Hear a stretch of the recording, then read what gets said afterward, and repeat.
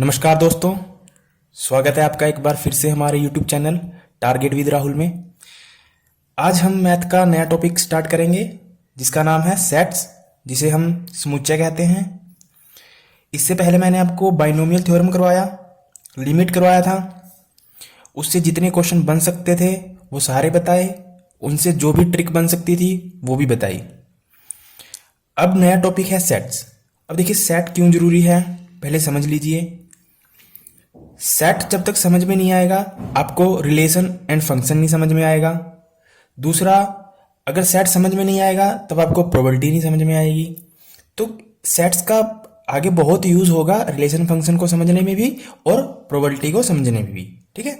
तो इसलिए जरूरी है कि हम सेट्स को अच्छे तरीके से समझ लें और उसके बाद हम फिर रिलेशन फंक्शन करेंगे और फिर प्रोबेबिलिटी, जो भी टॉपिक हमारे बचते हैं 5-7, फिर वो करके हम कंप्लीट करेंगे। तो सेट को आपको पता है समुच्चय कहते हैं और पिछले साल भी इसमें से कई क्वेश्चन भी आए थे इस टॉपिक से। अगर मैं बात करूं सेट होता क्या है, अगर मैं कहूं डिफाइन करने की बात करूं कि सेट किसे कहते हैं, ठीक है, तो सेट होता है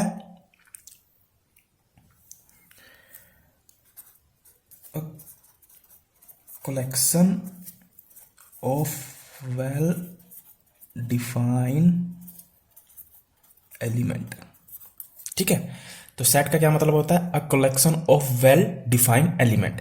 अब इस ये वेल डिफाइंड एलिमेंट का क्या मतलब हुआ, अभी मैं आपको पूरा डिटेल में बताता हूं। देखिए सबसे पहले तो आपको जानना है कि जो सेट होता है उसका नोटेशन क्या होता है, हम उसको कैसे दिखाते हैं, ठीक है। तो सेट का नोटेशन होता है ये ऐसे करली ब्रैकेट, ठीक है।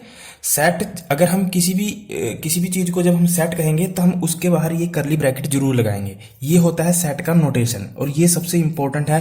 कई बार एग्जामिनर इसी में घुमा देता है, ठीक है। अगर किसी नंबर के बाहर ये लगा हुआ मिला, ये वाली ब्रैकेट मिली, तो ये सेट नहीं कहलाएंगे, तब ये गलत हो जाएगा, ये सेट नहीं कहलाएंगे। सेट का नोटेशन क्या है? करली ब्रैकेट, ठीक है। तो सबसे पहले आपके माइंड में ये सेट बैठना चाहिए अच्छे से कि जो सेट का नोटेशन है वो क्या होता है? करली ब्रैकेट, ठीक है। तो अब इस डेफिनेशन का मतलब समझते हैं कि a collection of well defined element. A collection of well defined element, इसका मतलब क्या हुआ? वेल डिफाइंड एलिमेंट का मतलब क्या हुआ कि ऐसे एलिमेंट जो वेल डिफाइन हो। अब एलिमेंट क्या हो सकते हैं? वो नंबर भी हो सकते हैं, ठीक है, जैसे 1 2 3 4 5 6 कुछ भी हो सकता है। वो अल्फाबेट भी हो सकते हैं, ABCD, ठीक है। वो ग्रीक लेटर भी हो सकते हैं, अल्फा बीटा गामा, ठीक है। तो कोई भी वेल डिफाइंड एलिमेंट, और उन वेल डिफाइंड एलिमेंट को अगर मैं इन करली ब्रैकेट में बंद करूं तो वो कहलाता है सेट, ठीक है। जैसे 1 2 3 4 5, इसको मैंने ऐसे बंद कर दिया तो ये क्या कहलाएगा? एक सेट कहलाएगा। ये क्या है? एक वेल डिफाइंड सेट है, ठीक है। ये क्या है? एक वेल डिफाइंड सेट। अगर मैं इसको ऐसे करता 1 2 3 4 5 और इसको ये ब्रैकेट लगा देता, तब ये सेट नहीं कहलाएगा, ठीक है। क्यों? क्योंकि सेट का नोटेशन क्या है? ये वाला करली ब्रैकेट, ठीक है, याद रखना है। उसके बाद अगर मैं लिखूं ABCD, तो क्या ये सेट होगा? बिल्कुल होगा। मैंने क्या कहा कि a collection of well defined element क्या है? एलिमेंट में क्या आ सकता है? नंबर भी आ सकते हैं, अल्फाबेट भी आ सकते हैं और ये ग्रीक लेटर भी आ सकते हैं, ठीक है। तो ये भी क्या है? सेट है, ठीक है। बट अगर मैं इसकी जगह ये ब्रैकेट यूज करता तब ये सेट नहीं होता, सीधी सी बात है, ठीक है। अगर मैं कहूं अल्फा बीटा गामा, क्या ये सेट है? तो आप कहेंगे जी ये भी बिल्कुल क्या है? सेट, क्योंकि ये क्या है? एक वेल डिफाइंड एलिमेंट, ठीक है, और सेट का नोटेशन भी लगा हुआ है, ठीक है। अब मैं आपसे एक क्वेश्चन पूछता हूं कि क्या ये सेट होगा? 1 2 3 ACD, क्या हम इसको सेट कहेंगे? क्या हम इसे सेट कहेंगे? नहीं, ये सेट नहीं है। क्यों? क्योंकि ये क्या है? वेल डिफाइंड नहीं है। क्यों? क्योंकि या तो सेट के अंदर या तो नंबर होने चाहिए, या फिर अल्फाबेट होने चाहिए, या फिर ग्रीक लेटर होने चाहिए, मिक्सअप नहीं होना चाहिए, ठीक है। ये बात आपको नोट करके लिखनी है, नोट बनाकर, कि सेट के अंदर या तो नंबर होने चाहिए, या अल्फाबेट होने चाहिए, या ग्रीक लेटर होने चाहिए, ठीक है। यानी मिक्सअप नहीं हो सकता। अगर सेट कहेंगे तो हम क्या कहेंगे? या तो नंबर हो उसमें, या फिर अल्फाबेट हो सारे, ठीक है, या फिर ग्रीक लेटर हो। अगर इनमें से मिक्सअप हुआ तब उसको हम सेट नहीं कहेंगे, ठीक है। तो आपने क्या जाना कि जो सेट क्या होता है, a collection of well defined element, उसका नोटेशन ये है। और वो वेल डिफाइंड एलिमेंट कौन से हो सकते हैं, या तो नंबर हो सकता है, या अल्फाबेट हो सकता है, या फिर ग्रीक लेटर हो सकता है। और उसके लिए जो सेट हम किसे बोलेंगे कि या तो वो ओनली नंबर ही हो उस सेट के अंदर, जैसे या तो ओनली नंबर हो, या ओनली अल्फाबेट हो, या ओनली क्या हो, ग्रीक लेटर्स हो। ठीक है। अगर मिक्सअप हुआ, ऐसे हुआ कि उसमें अल्फाबेट भी आ रहे हैं, नंबर भी आ रहे हैं, ग्रीक लेटर्स भी आ रहे हैं, तब हम उसको सेट नहीं कहेंगे। ठीक है। तो आपने ये चीज सीख ली कि सेट किसे कहते हैं, सेट का नोटेशन क्या होता है, और किसको हम सेट कहेंगे। ठीक है।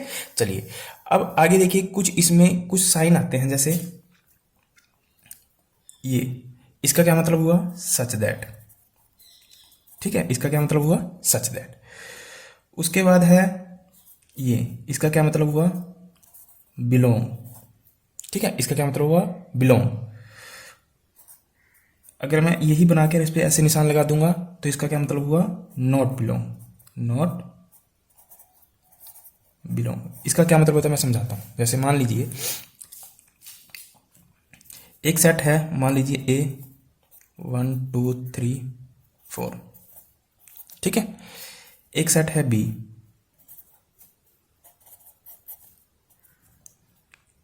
2 3। ठीक है। तो मैं कह सकता हूं बी बिलोंग्स टू ए, मतलब बी के सारे एलिमेंट ए में हैं। बी के एलिमेंट क्या हैं, 2 3, क्या ए में हैं 2 3, तो मैं कह सकता हूं कि बी किससे बिलोंग करता है, ए से करता है। तो मैं इसको क्या, अगर मैं इसे लिखना चाहूं कि बी बिलोंग्स टू ए, अगर देखिए, अगर मुझे एक सिंपल लाइन लिखनी होती कि बी के सभी एलिमेंट ए में बिलोंग करते हैं या ए से संबंध रखते हैं। ठीक है, कितनी बड़ी लाइन हो गई है। अब इसी बस मैंने इसी 2 साइन में ही मैंने इस पूरी बात को लिख दिया, बी बिलोंग्स टू ए। तो इसका क्या मतलब हुआ कि बी के जो जितने भी एलिमेंट है वो किस में है, ए में है। ठीक है। अगर देखिए, अगर यहां पे ऐसा होता, बी की जगह ऐसा होता 5 6, तो मैं क्या लिख सकता, क्या लिखता, बी नॉट बिलोंग्स टू ए, यानी बी के एलिमेंट ए में नहीं है। देखिए 5 6 इसमें है, नहीं है। ठीक है। तो जो भी एलिमेंट होंगे उसी को क्या कहेंगे हम, ये इससे बिलोंग करता है। ठीक है। अगर जो एलिमेंट नहीं होंगे तो हम कहेंगे ये इससे बिलोंग नहीं करता है। ठीक है।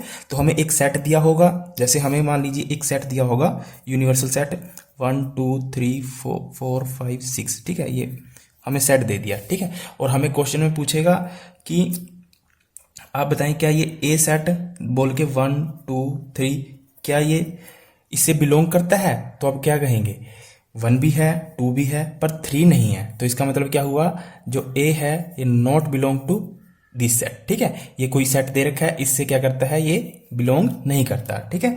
अगर यहाँ पे होता कि हमें कोई सेट दे देता 1 2 4 और हमसे पूछता क्या इससे बिलोंग करता है, तो आप देख रहे हो 1 भी है 2 भी है और 4 भी है। तो इसका मतलब क्या हुआ, ए क्या करता है, बिलोंग करता है किससे, ये दिए हुए सेट से। ठीक है। तो ये तो मतलब हुआ बिलोंग का और नॉट बिलोंग का। तो आपने अभी 3 चीजें सीखी, सेट किसे कहते हैं, उसका नोटेशन क्या है। ठीक है। वेल डिफाइंड एलिमेंट क्या हुआ, सच दैट का क्या मतलब हुआ, बिलोंग और नॉट बिलोंग क्या होता है, और उसके साइन सीखे। ठीक है। धीरे धीरे मैं आपको सारी बातें बता देता हूं। चलिए आगे हम बात करते हैं सेट के टाइप के, कि सेट के कितने टाइप होते हैं। ठीक है। तो सबसे पहला टाइप आता है उसका ब्लैंक सेट।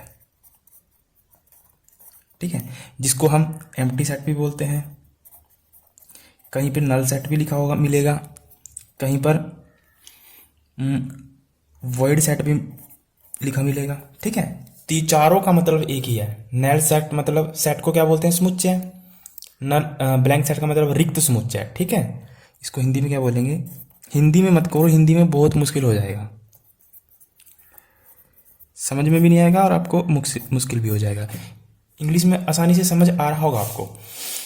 ब्लैंक सेट क्या होता है, चाहे उसको एम्प्टी सेट बोलिए, चाहे नल सेट बोलिए, चाहे वर्ड सेट बोलिए, तीनों चारों का मतलब एक ही होता है। ठीक है। तो ब्लैंक सेट क्या होता है, जिसमें कोई भी एलिमेंट ना हो, जिसमें कोई भी एलिमेंट न हो। ठीक है, जिसमें कोई भी एलिमेंट ना हो वो क्या कहलाता है, ब्लैंक सेट। अब देखिए इसको लिखेंगे कैसे, ब्लैंक सेट को कैसे लिखेंगे, अगर मुझे ब्लैंक सेट लिखना है तो कैसे लिखेंगे, ऐसे। ठीक है, या तो ऐसे लिखेंगे या फिर फाइव। ठीक है, तो ये क्या होते हैं ब्लैंक सेट, फाइव भी क्या होता है ब्लैंक सेट। या तो मैं इसको ऐसे लिखूंगा ब्लैंक सेट को, क्योंकि जिसमें कोई भी एलिमेंट ना हो, ये सेट का निशान है और इसमें कोई एलिमेंट दिखाई दे रहा है नहीं दिखाई दे रहा है, तो ये क्या है एक ब्लैंक सेट। क्योंकि सेट की परिभाषा क्या लिखी थी हमने कि well defined element, a collection of well defined element. तो ब्लैंक सेट की परिभाषा क्या कहती है कि जिसमें कोई भी एलिमेंट ना हो। अब इसमें कोई एलिमेंट है ही नहीं है, तो हम क्या कहेंगे कि ये ब्लैंक सेट है। इसको कैसे दिखाएंगे हम, ऐसे सिंपल करली ब्रैकेट लिख देंगे और ये क्या कहलाएगा हमारा ब्लैंक सेट। ठीक है, या फिर उसको ऐसे दिखा सकते हो सिंपल फाइव लिखकर। ठीक है, तो ये क्या कहलाते हैं ब्लैंक सेट। अगर आप ऐसा करते हो ना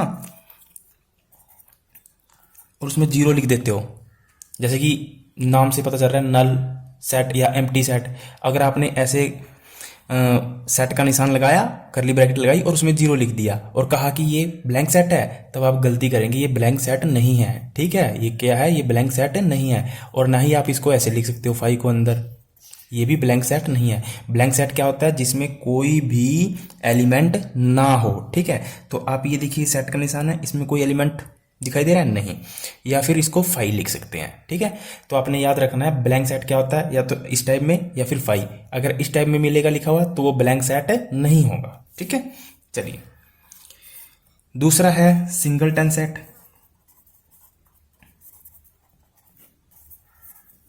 सिंगलटन सेट जैसा कि नाम से ही पता चल रहा है, जिसमें क्या हो, सिर्फ एक एलिमेंट हो, जिसमें सिर्फ एक एलिमेंट हो। अब वो एक एलिमेंट कुछ भी हो सकता है, जैसे ये भी क्या है सिंगलटन सेट। अच्छा, जैसे ये लिखा था ना मैंने, ये क्या है एक सिंगलटन सेट है, ये भी क्या है एक सिंगलटन सेट है। ठीक है, ये भी क्या है सिंगलटन सेट, ये भी क्या है सिंगलटन सेट, ये क्या है सिंगलटन सेट नहीं, ये सिंगलटन सेट नहीं, क्यों, इसमें कितने एलिमेंट है, दो एलिमेंट। ठीक है, तो सिंगलटन सेट क्या होता है, जिसमें क्या हो, सिर्फ एक एलिमेंट हो, वो क्या कहलाता है सिंगलटन सेट, यानी एकल समुच्चय। ठीक है, चलिए अगला है डेफिनेट सेट। डेफिनेट या फाइनाइट, या इसको डेफिनेट भी बोल सकते हैं, फाइनाइट भी बोल सकते हैं। ठीक है, ये कौन से सेट होते हैं, डेफिनेट सेट वो सेट होते हैं जिनको हम डिफाइन कर सकते हैं, जैसा कि नाम से ही पता चल रहा है डिफाइन। ठीक है, डेफिनेट यानी डिफाइन, तो मतलब जिनको हम क्या कर सकते हैं, डिफाइन कर सकते हैं। ठीक है, इसका क्या मतलब हुआ, मैं आपको एग्जांपल से पूरा क्लियर करवाता हूँ कि डिफाइन हम किसको डिफाइन कर सकते हैं। जैसे मान लीजिए, अब तो ये तो पता चल गया, ये जरूरी लगाना है निशान, 1 2 3 4 5 कर दिया मैंने। ठीक है, ये क्या है एक डेफिनेट सेट है। ठीक है, ये क्या है एक डेफिनेट सेट है, क्यों, क्योंकि ये डिफाइन है, इसमें कितने एलिमेंट है 1 2 3 4, इसमें कितने एलिमेंट है 4, तो ये क्या है एक डेफिनेट सेट है। ठीक है, आगे हम इसका दूसरा पार्ट करेंगे ना इनडेफिनेट सेट, तब आपको अच्छे से समझ में आ जाएगा दोनों में डिफरेंस क्या है। जैसे मैं आपको यही समझा देता हूँ, अगला जो टाइप है इसका वो है इनडेफिनेट सेट, इनडेफिनेट सेट। ठीक है, जिसमें क्या हो इनडेफिनेट सेट, जिसके एलिमेंट क्या हो डिफाइन ना हो। जैसे ये set 1 2 3 4 dash dash dash n. ठीक है, तो अब हमें तो नहीं पता कि कहाँ तक है, 1 2 3 4 5 आगे कहाँ तक होगा, 100 1000 लाख करोड़। ठीक है, तो हमें ये तो नहीं पता कहाँ तक है, एन का मतलब कोई भी नेचुरल नंबर चलता ही जा रहा है। ठीक है, तो ये क्या है डिफाइन नहीं है, ये क्या है डिफाइन नहीं है, तो ये क्या कहलाएगा इनडेफिनेट सेट। ठीक है, क्योंकि देखिए आपको ना पहले ये चीजें क्लियर होनी चाहिए, ब्लैंक सेट क्या होगा, सिंगलटन सेट क्या होगा, डेफिनेट सेट क्या होगा, इनडेफिनेट सेट क्या होगा, तभी आगे जाकर चीजें समझ में आएंगी। अदरवाइज सेट समझ में नहीं आने वाला, आपको पहले ये समझ में आना चाहिए। ठीक है, जब भी मैं कहूंगा कि डेफिनेट सेट, ये एग्जामिनर आपसे पूछ सकता है, कोई क्वेश्चन देके पूछ ले कि इनमें से कौन सा डेफिनेट है, या फिर सीधा ऑप्शन में दे दे कि क्या ये डेफिनेट सेट है या इनडेफिनेट सेट है, या उसकी परिभाषा ही दे दे, डेफिनेशन ही दे दे। ठीक है, तो डेफिनेट सेट में क्या होता है, एलिमेंट क्या होते हैं डिफाइन होते हैं, जिनको हम काउंट कर सकते हैं। जैसे हम यहाँ पे काउंट कर सकते हैं ना 1 2 3, सिंपल याद रखना, डेफिनेट में क्या होता है हम एलिमेंट को काउंट कर सकते हैं। इसमें क्या कर सकते हैं हम काउंट नहीं कर सकते, क्योंकि एन तक पता नहीं कहां तक जाएगा। ठीक है, तो ये क्या होता है डेफिनेट और इनडेफिनेट सेट। ठीक है, चलिए आगे आता है आपका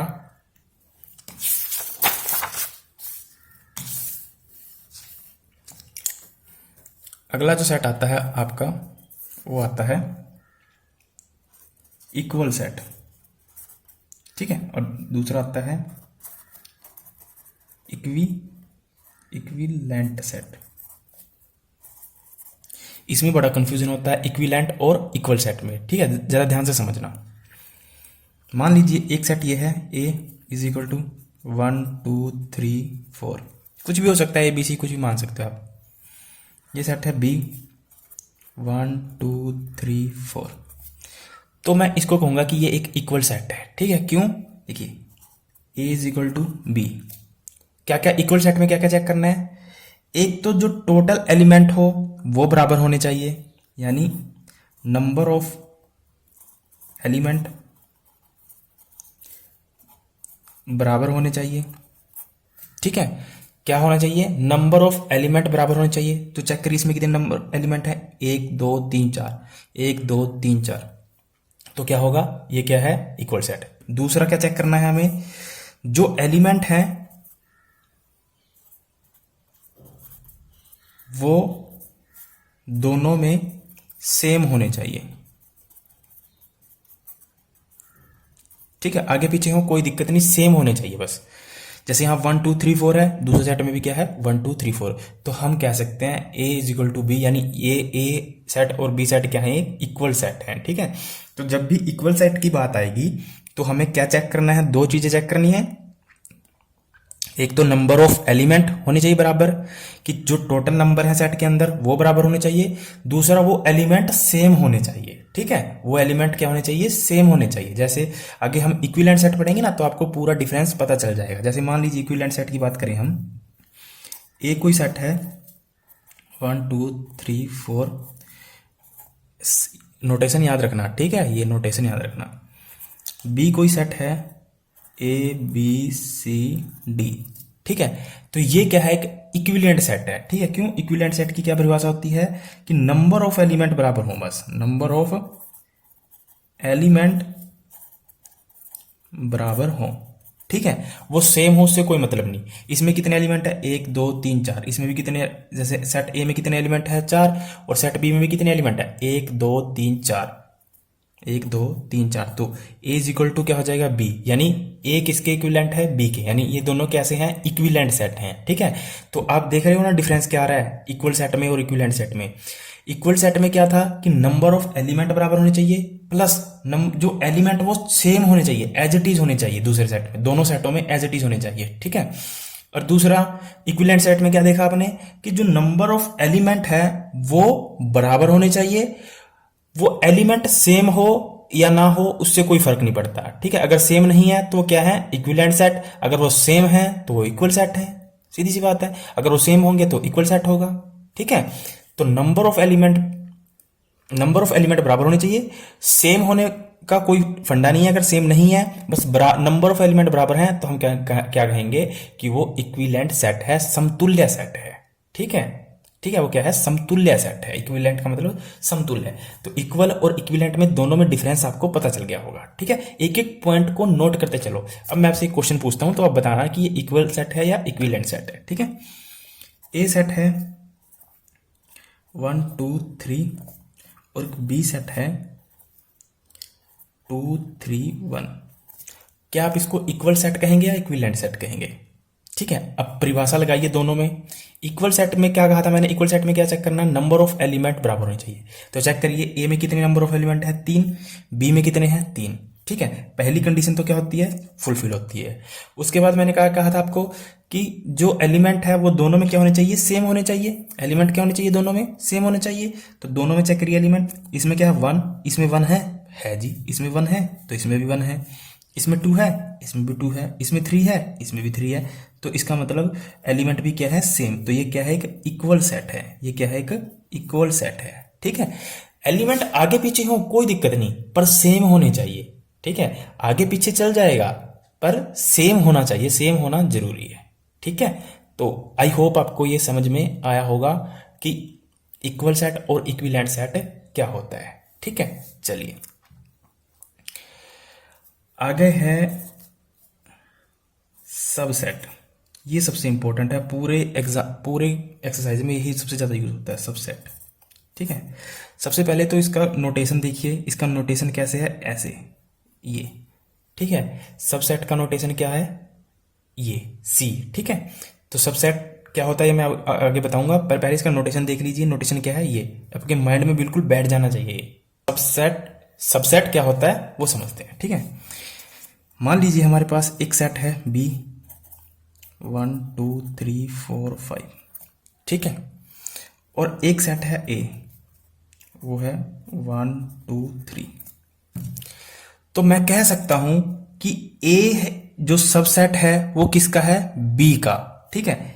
ए सबसेट है बी का, सबसेट का निशान लगाया बी का, क्यों?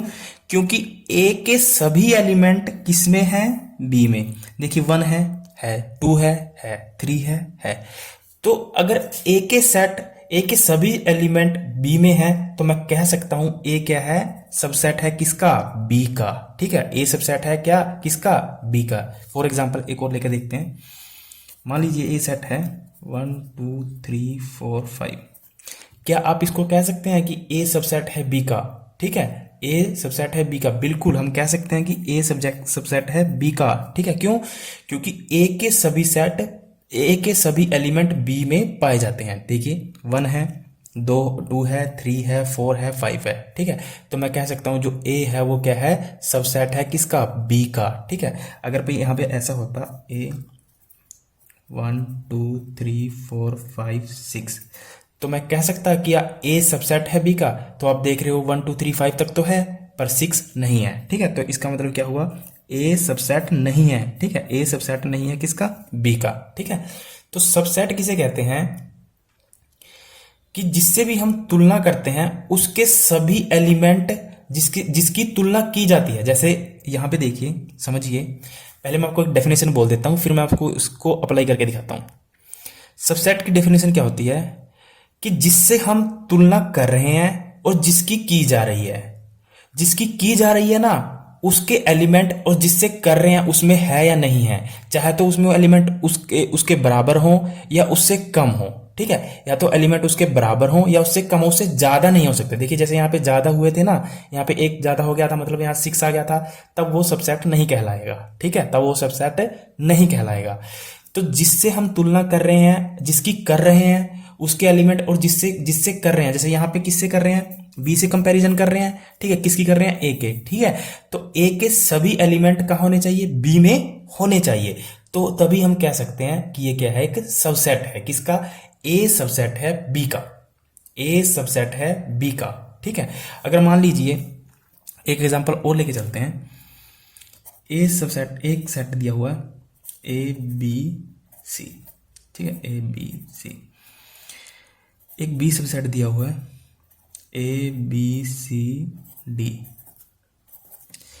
तो मैं कह सकता हूं ए सबसेट है बी का, क्योंकि ए के सभी एलिमेंट क्या आ रहे हैं, बी में आ रहे हैं, यानी जो ए है वो सबसेट है बी का। बिल्कुल सही। क्या मैं ये कह सकता हूं कि बी सबसेट है ए का? नहीं, क्योंकि बी के सभी एलिमेंट ए में नहीं है। डी कहां है, ए में, ई में है तो नहीं डी।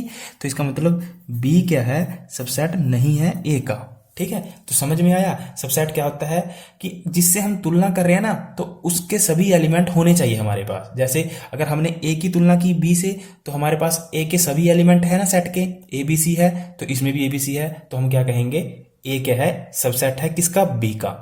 अगर जब हमने बी की तुलना की ए से तो आप देख रहे हो कि बी में ए तो है, बी है, सी है, डी नहीं है, तो हम क्या कहेंगे, बी नॉट सबसेट टू ए, यानी बी ए का सबसेट नहीं है, ठीक है। एक बात तो आपने क्या सीखा कि जो सबसेट होता है उसका नोटेशन ये होता है। दूसरा कि जिससे तुलना करते हैं उसके एलिमेंट सारे होने चाहिए उसमें जिससे कंपैरिजन करते हैं। दूसरा एक पॉइंट और लिखिए नोट कर कि जो फाई होता है, जो फाई होता है वो सभी का क्या होता है, सबसेट होता है। सभी सेट का क्या होता है, सबसेट होता है, ठीक है। ये नोट बनाकर लिखिए कि जो फाई होता है वो सभी का क्या होता है, सबसेट होता है। अब क्वेश्चन कैसे पूछे जाते हैं मैं बताता हूं। देखिए जैसे मान लिए कोई सेट दे दिया, ए सेट दे दिया 1 2 3, ठीक है, 1 2 3, और क्वेश्चन में कहा कि ए कोई एक सेट है जिसमें ये एलिमेंट है 1 2 3, और इसमें पूछ लिया कि इसके सबसेट की संख्या बताओ, ठीक है, यानी इसके उप समुच्चय, इसको क्या, वो सबसेट को क्या बोलते हैं, उप समुच्चय, ठीक है। तो इसके सबसेट के नंबर बताओ या संख्या बताओ, कितने सबसेट बन सकते हैं। जैसे इसकी कितने सबसेट बन सकते हैं, ये बन सकता है 1, क्योंकि 1 इसके अंदर है तो ये क्या होगा, 1 भी इसका क्या होगा, सबसेट होगा। 2 बन सकता है, 3 भी बन सकता है, उसके बाद 1 और 2 भी बन सकता है, उसके बाद 1 और 3 भी बन सकता है, ठीक है। उसके बाद 2 और 3 भी बन सकता है, ठीक है। उसके बाद 1 2 3 भी हो सकता है ना। उसके बाद 5 भी हो सकता है। मैंने क्या कहा था कि 5 क्या होता है, सबका सबसेट होता है। तो इसके अगर क्वेश्चन में पूछ लिया कि ए सेट दिया हुआ है, इसके कितने सबसेट बने, तो काउंट करिए 1 2 3 4 5 6 7 8, ठीक है। तो कितने सबसेट बने इसके, 8। तो 8 क्या होगा हमारा आंसर होगा, ठीक है। 8 क्या होगा आंसर होगा। अब देखिए ये तो था मैंने आपको समझाने के लिए बताया है, ठीक है। ये तो मैंने आपको समझाने के लिए बताया है। बट अगर आपसे एग्जाम में पूछा जाए ना, कोई सेट देके कि इसके टोटल नंबर ऑफ सबसेट कितने बनेंगे, ठीक है, तो number of subset total number of subset निकालने का फॉर्मूला क्या है, 2 की पावर n, ठीक है। 2 की पावर n लगा दीजिए, सारे नंबर ऑफ सबसेट आपके निकल जाएंगे, ठीक है। या फिर देखिए अब जैसे इसमें n क्या होगा, जो टोटल एलिमेंट होंगे, ठीक है। n क्या होगा, टोटल एलिमेंट किसके, सेट के, जो सेट में दे रखा है ना क्वेश्चन में, उसके टोटल एलिमेंट। तो यहाँ इसके टोटल एलिमेंट कितने हैं, 1 2 3। तो 2 की पावर 3 करेंगे तो कितना आएगा, 8। तो यहाँ पे भी क्या आया था, 8।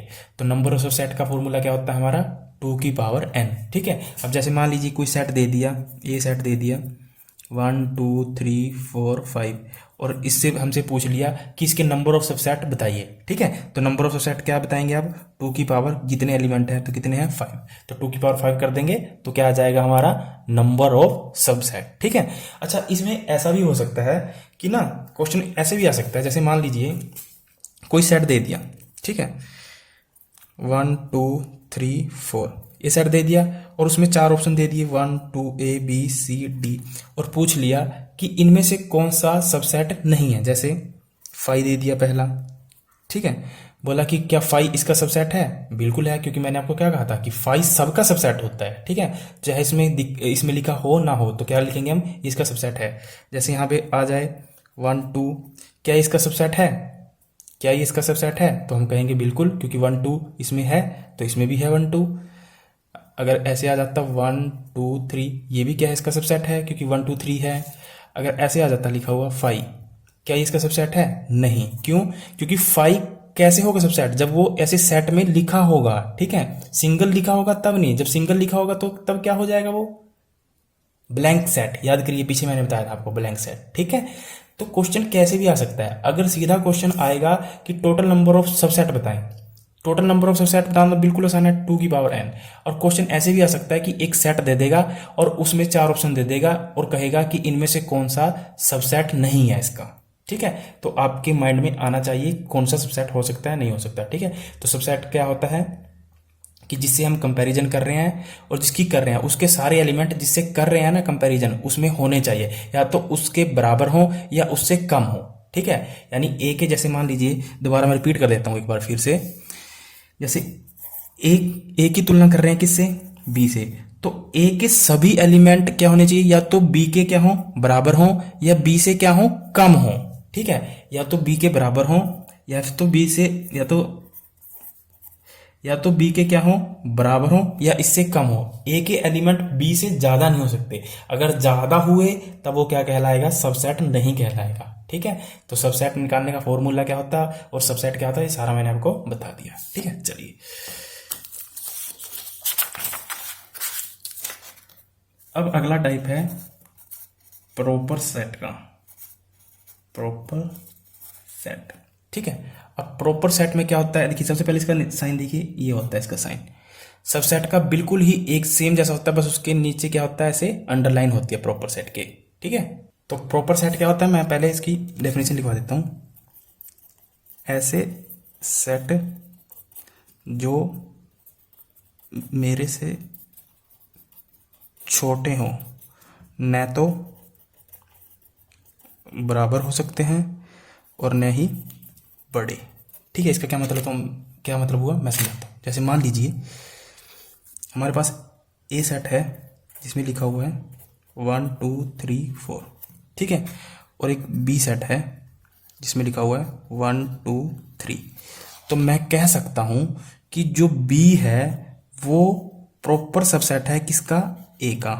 ठीक है, और बी है वो सबसेट भी है ए का, दोनों चीजें हैं। ठीक है, दोनों चीजें हैं ना, क्योंकि देखिए बी के सभी एलिमेंट किस में मिल रहे हैं, इसमें मिल रहे हैं। ठीक है, तो इसका क्या मतलब हुआ कि ऐसे सेट जो मेरे से छोटे हों, जैसे मैंने ए के साथ कंपैरिजन की ना, तो बी में ऐसे एलिमेंट होने चाहिए जो ए से क्या हो, छोटे हों, मतलब कम हो। ठीक है, मैं आगे एग्जांपल दूंगा तो आपको अच्छे से समझ में आएगा। तो मैं यहाँ क्या कह सकता हूँ कि बी है वो क्या है, प्रॉपर सबसेट है किसका, ए का। बट बी सबसेट भी तो है का, क्योंकि हमने सबसेट के ऊपर डेफिनेशन पढ़ी है कि अगर इसके सारे एलिमेंट इसमें आ जाते हैं तो हम क्या कहेंगे, बी सबसेट है ए का। ठीक है, अब देखिए अगर यहां पे होता बी की जगह है 1 2 3 4, ठीक है, हमारे पास क्या दिया हुआ है, एक ए सेट दिया हुआ है, एक बी सेट दिया हुआ है। ठीक है, तो मैं कह सकता हूं कि जो बी है वो सबसेट तो है ए का, बी है वो सबसेट तो है ए का, बट बी प्रॉपर सबसेट नहीं है ए का। क्यों, क्योंकि यहां डेफिनेशन पढ़िए कि ऐसे सेट जो मेरे से छोटे तो हो सकते हैं बट मेरे से ना तो बराबर हो सकते हैं और न ही बड़े हो सकते हैं। ठीक है, जबकि जो हमने सबसेट की डेफिनेशन पढ़ी थी, सबसेट में क्या देखा था हमने कि इक्वल भी आ जाएंगे तब भी चलेगा। ठीक है, जैसे मान लीजिए यहाँ पे इक्वल एलिमेंट थे 1 2 3 4, इसमें भी किया था 1 2 3 4। ठीक है, तो इक्वल भी एलिमेंट आ जाएंगे तो चलेगा, बट उससे क्या होने चाहिए, छोटे होने चाहिए सबसेट के लिए।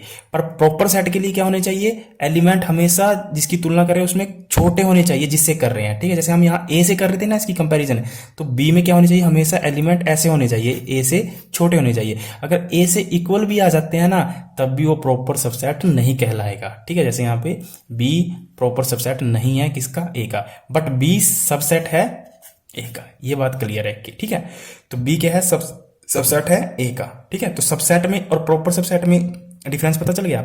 सबसेट में क्या डिफरेंस, प्रॉपर सबसेट में क्या डिफरेंस है कि आप मेरे से छोटे हो सकते हो, ठीक है, जिससे तुलना कर रहे हैं उसके एलिमेंट उससे छोटे हो सकते हैं, ना तो उसके बराबर हो सकते हैं और ना ही बड़े हो सकते हैं। ठीक है, जैसे अगर मैं लिखना चाहूं कि मान लीजिए ए और बी में रिलेशन निकालना चाहूं, तो जो ए के एलिमेंट है वो क्या होने चाहिए, बी से छोटे होने चाहिए। ठीक है, तभी वो प्रॉपर सबसेट होगा, यानी तभी क्या होगा, वो प्रॉपर सबसेट होगा।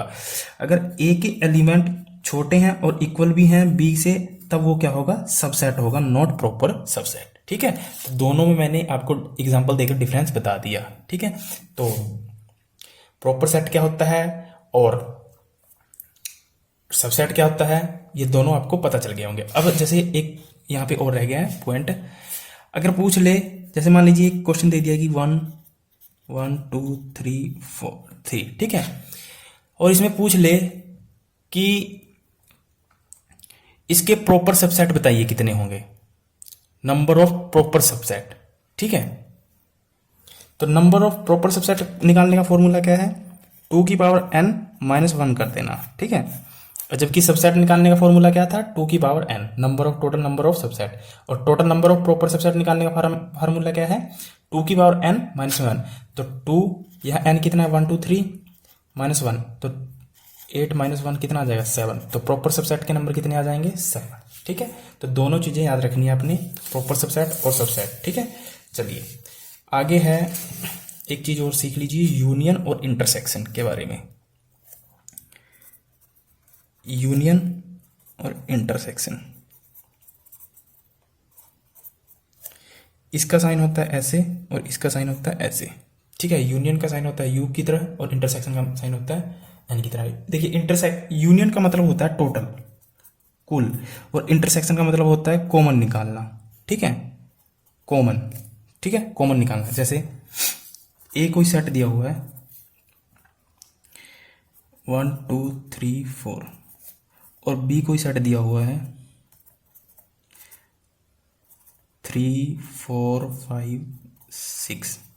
ठीक है, अगर मैं कहूं कि आप ए यूनियन बी निकालिए, ठीक है, ए यूनियन बी निकालिए, तो अब क्या कहेंगे, इन सभी को क्या करेंगे, जोड़कर लिख देंगे। ठीक है, तो सभी को लिखिए 1 2, अब 3 इसमें भी है इसमें भी है, तो 2 बार नहीं लिखेंगे, हाँ डबल बार नहीं लिखेंगे, सिंगल बार लिखेंगे। ठीक है, 4 इसमें भी है 4 इसमें भी है, फिर 5 6 तो ये क्या हुआ, यूनियन। ठीक है, अगर मैं कहूं इंटरसेक्शन निकालिए, तो इंटरसेक्शन क्या होगा, जो दोनों में क्या हो, कॉमन हो।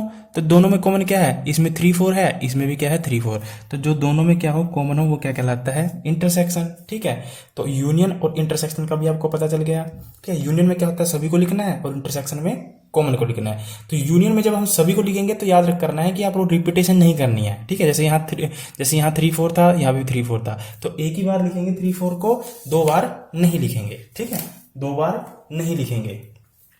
चलिए आगे होता है एक डिसजॉइंट सेट। ठीक है, एक क्या होता है, डिसजॉइंट सेट। इसको ना एक बार पूरी अपनी फेयर कॉपी में इसको नोट बनाकर लिख लेना, क्योंकि जब तक ये समझ में नहीं आएगा तब तक आपको फिर समझ में नहीं आएंगे आगे क्वेश्चन। डिसजॉइंट सेट क्या होता है, अगर ए इंटरसेक्शन बी क्या हो 5, अगर दो सेटों की जो इंटरसेक्शन हो वो क्या हो, कुछ भी ना हो, तो वो क्या कहलाएगा, डिसजॉइंट सेट। जैसे ए कोई सेट है 1 2 3 और बी कोई सेट है ए बी सी। ठीक है, तो मैं क्या कह सकता हूं कि ए और बी में जो इंटरसेक्शन है, मतलब क्या इसमें कोई कॉमन है, नहीं है, तो ये क्या है, डिसजॉइंट सेट है। इनमें क्या कॉमन है, कोई नहीं, तो इसमें क्या लिखेंगे, A intersection is equal to 5। ठीक है, कोई भी कॉमन नहीं है, तो ये क्या कहलाएगा, डिसजॉइंट सेट। ठीक है, तो आई होप आपको यहां तक समझ में आया होगा। ठीक है, दो बातें और रह गई हैं, वो कर लीजिए, फिर उसके बाद हम कल क्वेश्चन करेंगे। जैसे सेट में दो चीजें होती हैं, एक होता है रोस्टर फॉर्म, एक होता है सेट बिल्डर फॉर्म। ठीक है, तो ये रोस्टर फॉर्म क्या होता है, अब देखिए बिल्कुल आसान है। अब डेफिनेशन में तो मुश्किल लगेगा, पर अगर प्रैक्टिकल करते हैं तो बिल्कुल आसान लगेगा। जैसे अगर सेट के अंदर 1 2 3 4 5 ये मैंने लिख दिया। ठीक है, तो ये क्या है, रोस्टर फॉर्म। अगर इसी को मैं सेट बिल्डर फॉर्म में लिखना चाहूंगा तो कैसे लिखूंगा, जैसे मैंने मान लीजिए सेट लगाकर 1 2 3 4 5 लिख दिया, तो ये क्या कहलाएगी, रोस्टर फॉर्म। अगर इसी को मैं सेट बिल्डर फॉर्म में लिखना चाहूंगा तो मैं कैसे लिखूंगा, सेट का निशान लगाया, एक्स सच दैट, सबसे पहले मैं लिखवाया था such that x is an natural number. देखिए क्योंकि 1 2 3 नेचुरल नंबर क्या होते हैं, 1 2 3 से लेकर इंफिनिटी तक। ठीक है, एक्स क्या है, ये सारा क्या है, नेचुरल नंबर लेस देन, किससे लेस देन 6, 6 से क्या है, छोटे हैं। देखिए 1 2 3 4 5, पर 6 से तो क्या है, छोटे हैं, तो इसको सेट बिल्डर फॉर्म में कैसे लिखेंगे, ऐसे लिखेंगे। जैसे मान लीजिए एक दो एग्जांपल और लेते हैं, 2 4 6 8 10। ठीक है, तो ये क्या हुआ, रोस्टर फॉर्म, ये क्या हुई, इसकी रोस्टर फॉर्म। अगर मैं इसको सेट बिल्डर फॉर्म में लिखना चाहूं तो सेट, ऐसे निशान लगाया, x such that x is an, ये क्या दिखाई दे रहे हैं आपको, 2 4 6 8 10 क्या दिखाई दे रहे हैं, इवन नंबर। तो क्या लिखेंगे हम, even number which less than 12, या कहें हम 11। ठीक है, तो विच लेस देन क्या है, 11, 11 से क्या है, छोटे हैं, या 10 से छोटे हैं। ठीक है, 10 हैं और 10 से छोटे हैं। ठीक है, अगर मैं कहूं 1 3 5 7, ठीक है, तो इसको कैसे लिखेंगे, x such that x is an, ये कैसे नंबर हैं, ओड नंबर लेस देन 7, 7 से क्या हो जाएंगे, छोटे हो जाएंगे। ठीक है, तो रोस्टर फॉर्म में क्या होगा, सिंपल हम करली ब्रैकेट में जो भी एलिमेंट दिया होगा, चाहे नंबर होगा, चाहे अल्फाबेट, चाहे ग्रीक लेटर, उसको लिख देंगे। ठीक है, और सेट बिल्डर फॉर्म में क्या करेंगे, हम उसको बनाकर लिखना पड़ेगा, उसको बस एक उसमें थ्योरिकल रूप में लिखना पड़ता है, थ्योरी के रूप में लिखना पड़ता है। ठीक है, तो यहाँ लिखी हुई बात वो भी सही है। ठीक है, और यहाँ लिखी हुई बात वो भी सही है, ये भी लिखी हुई बात सही है। अच्छा, क्वेश्चन कैसे इसमें आएगा, आपको ना सेट बिल्डर फॉर्म दे सकता है, ऐसे दे सकता है, और उसको रोस्टर फॉर्म में बनाना हो। अगर मान लीजिए 2 मिनट के लिए सोचिए, भूल जाइए। ठीक है, अगर आपके पास यही लिखा होता है, x such that x is an natural number less than 6। ठीक है, तो इसका क्या मतलब समझते हैं आप कि जो एक्स है वो क्या है, नेचुरल नंबर है लेस देन 6। अब लेस देन 6 से छोटा क्या हो सकता है, 5 भी हो सकता है भाई, 4 भी हो सकता है, 3 भी हो सकता है, टू भी हो सकता है, वन भी हो सकता है, उसके बाहर सेट लगा दीजिए, तो ये आपका रोस्टर फॉर्म बन गया। ठीक है, तो रोस्टर फॉर्म से अगर यहाँ से हमें रोस्टर फॉर्म से सेट बिल्डर फॉर्म बनानी हो तब भी हम आराम से बना देंगे, x such that x is an natural number less than 6। ठीक है, तो रोस्टर फॉर्म और सेट बिल्डर फॉर्म दोनों सेम होता है, बिल्कुल इक्वल होता है, एक को थ्योरेटिकल लिखा होता है, एक को नंबर के रूप में लिख देते हैं। ठीक है, तो ये था सेट का बेसिक, ये आपको आना चाहिए, अगर ये नहीं आया तब आपको सेट समझ में नहीं आएगा। ठीक है, तो चलिए आज के लिए इतना ही काफ़ी है, कल इसके क्वेश्चन करेंगे।